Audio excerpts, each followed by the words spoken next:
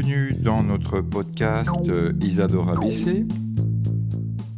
Le podcast où une comédienne et un poète échangent autour d'une tasse de café. La comédienne, c'est Clarence Massiani et le poète, c'est Régis Dequet. Bonjour Clarence. Bonjour Régis. Donc nous poursuivons bien sûr notre série de podcasts sur la dynamitrie de Cuny avec ce 3e épisode. Et je t'invite à commencer. Et nous partons aujourd'hui à la rencontre du dernier directeur de l'usine. Je suis à Bourron-Marlotte, dans une jolie petite maison derrière une porte en bois. C'est sa fille qui nous accueille très chaleureusement. Elle nous propose un thé. Nous regardons autour de nous.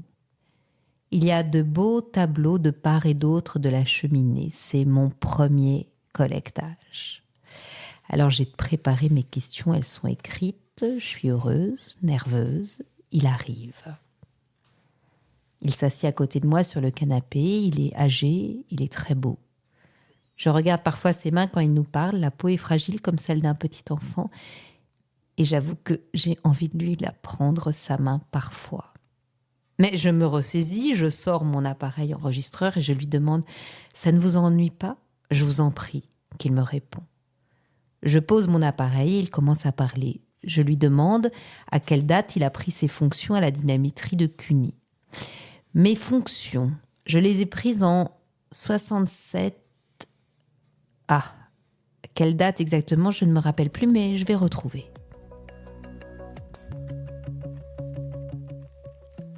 Quand je suis arrivé, c'était quelque chose d'absolument extraordinaire. Arrivant de Paris, dans un domaine d'une certaine activité, se retrouver dans cette tranquillité de Cuny où l'essentiel était que l'on soit bien tranquille, qu'on ne fasse pas grand-chose et surtout que l'on ne change rien.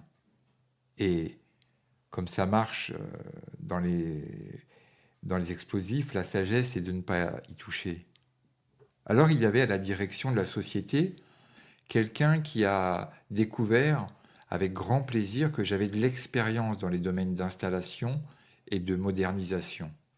Si bien que j'ai été conduit, non pas sur le laboratoire, mais dans le domaine de l'avalisation de l'installation pour tout ce qui était rendement et tout ce qui était efficacité dans cette usine vieillotte. Et est-ce que vous vous souvenez des premières impressions quand vous l'avez vu la première fois ? Était une de mes questions. Il avait ri. 19e siècle. Ça paraissait incroyable quand on avait été mêlé à d'autres activités, qu'on voyait que ça bougeait autour de soi et qu'il fallait se tenir à jour. Et là, on tombait dans ce conservatisme, c'était surprenant. Tout d'abord, il y avait l'ambiance. L'ambiance était le charme de la nature. Parce qu'en raison de notre type d'activité, il y avait une grande prudence à observer. Il y avait des rondes du week-end, samedi et dimanche, qui étaient à la charge des cadres. Et le samedi et dimanche, une fois c'était moi, une fois un adjoint. Nous étions chargés de faire un tour. Et ce tour, ça se passait à l'époque des violettes et des champignons. En réalité, c'était une promenade dans une ambiance magnifique. Et vous êtes resté combien de temps ? Il n'avait pas bien entendu, alors je lui ai répété la question. Vous êtes resté combien de temps ? Et il m'a dit 20 ans, de 67 à 87. Est-ce que vous pourriez m'expliquer le processus de fabrication de la dynamite ? Il y a plusieurs sortes d'explosifs. Les explosifs pulvérulents et les explosifs. Comment est-ce qu'on les appelait les explosifs pâteux, les gommes, explosifs gommes. Alors pour tous les explosifs des deux sortes, il y a des composants tranquilles, le nitrate d'ammoniac, qui a fait tant parler de lui quand on en a abusé. Dans les pulvérulents, vous avez des dynamites et les gommes sont toutes des dynamites. Une dynamite, c'est un explosif qui contient au moins 6% de nitroglycérine, trinitrate de glycérine. Alors, selon la quantité de nitroglycérine, plus il y a de nitroglycérine, plus ça devient et 92% le maximum. Vous avez 92% de nitroglycérine qui est une huile et 8% de coton azotique qui gélifie cette nitroglycérine, la stabilise assez largement pour que l'on puisse s'en servir et que l'on ait le droit d'y toucher. Et ça passe par les 36% de quantité de produits intermédiaires qui ont des noms particuliers, qui ont été donnés pour qu'on les reconnaisse. En fonction de l'usage que l'on voulait en faire, on avait recours à un produit dans les 30%, c'était fréquent.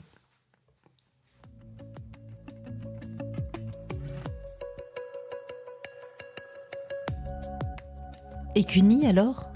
Cuny, c'était tout. C'était les primes verts, c'était les violettes, c'était la tranquillité, les bois, la beauté des lieux. Et sa fille qui était avec nous avait continué. Et puis il y avait un charme à Cuny. Il y avait une épicerie qui faisait épicerie, un coiffeur. Ça a disparu au fur et à mesure, mais... Le village, c'était pour l'usine. Toutes les maisons étaient habitées par les gens de l'usine. Tout le monde se connaissait, tout le monde parlait à travers les maisons. Enfin, il y avait le foot aussi. C'était vraiment un petit village, un microcosme. D'ailleurs, il reprend après sa fille. Il fallait beaucoup de prudence à Cuny, parce que quand vous parliez de quelqu'un à quelqu'un d'autre, c'était soit son beau-frère, soit le cousin ou le voisin. Alors il fallait toujours être très prudent. Et je lui ai demandé s'il avait aimé ce travail. Le travail de la dynamiterie. Beaucoup.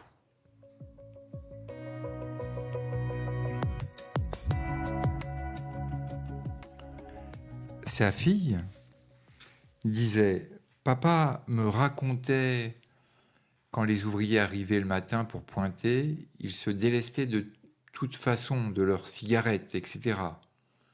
Et ils allaient travailler comme nus, sans leurs affaires personnelles. Et il fallait déposer tout ce qui était feu, briquet, allumettes, cigarettes. On se changeait, espadrilles, aucune chaussure civile, les ateliers eux-mêmes, tout bois, chevillé, pas un clou. » On m'a souvent dit « Oh, parce que c'était comme dans toutes les usines, il y avait toujours le râleur, on n'est pas assez payé. » Je ne prendrai pas position sur le niveau correct ou incorrect d'un salaire, mais ça va toujours dans le même sens. Et on m'a souvent dit « On n'est pas assez payé, pas payé assez cher pour se faire tuer. » Alors je répondais « Mais mon cher ami, regardez les cotisations d'accident du travail, on est à peu près 2 fois moins que dans le bâtiment. On ne voulait pas payer et vous n'êtes pas payé pour vous faire tuer. Vous êtes payé 15% de plus que la moyenne de la région. Ce n'est pas pour le risque que vous êtes payé, c'est pour la nécessité d'être attentif. On vous demande d'être attentif. On ne vous demande pas de battre des records, on ne vous demande pas de faire des choses impossibles, mais que ce que vous le faites avec attention, avec prudence. Et c'est cette prudence et cette attention permanente qui est payée 15% de plus. Et Clarence, tu avais demandé et les relations entre les salariés et le directeur. Moi, personnellement, je n'ai jamais été aussi heureux. C'était absolument magnifique. J'ai toujours été très attentif au contact avec les ouvriers. J'avais des horaires à moi. Je sortais assez tard le soir. Je rentrais ici. L'heure de sortie normale, c'était 18h. Moi, je sortais facilement vers 19h30. Et je ne suis pas sorti une fois de l'usine sans m'arrêter chez le concierge pour voir comment ça allait, s'il n'y avait pas de problème. Et puis, dans la journée aussi, des tours d'usine avec contact avec les ouvriers.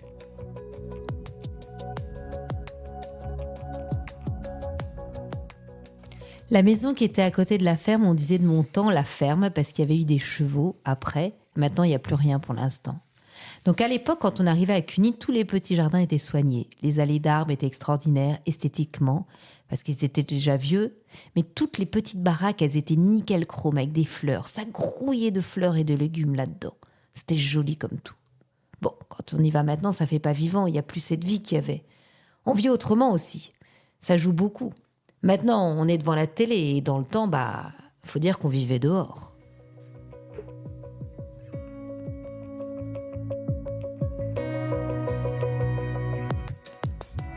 le regagnage. C'était le regagnage des acides, oui. Quand on fait de la nitroglycérine, on utilise pour cela de l'acide sulfonitrique, c'est-à-dire moitié sulfurique pur, moitié nitrique pur. Mais le mélange des deux, c'est quelque chose de plutôt agressif. On ne peut pas faire pire. Et je me rappelle l'horreur de ce jour où il y a eu un accident chez nous. C'était le livreur qui était avec le sulfonitrique et qui a fait une fausse manœuvre. Il a ouvert une vanne avant une autre pour purger après vidange. Le camion qu'il venait de livrer, et il a fait ça avec ses bottes béantes près d'un robinet qui aurait dû être fermé, qui était ouvert. Et l'acide est tombé là, dedans. Il en a eu plein sa botte. C'était pas une petite mauviette, mais je l'entends encore hurler. On lui a retiré sa botte et je l'ai moi-même emmené à l'hôpital à Fontainebleau. Je sais qu'il est mort quelques années plus tard.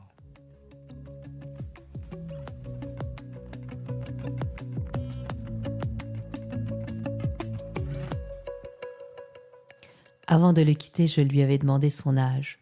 Il m'avait répondu 93 ans. Et ça marque. Dites-moi, c'est dommage que vous ne soyez pas venu il y a 2 ans. Ça aurait été plus facile pour moi. Mais en tout cas, c'était une belle rencontre. Je vous remercie beaucoup.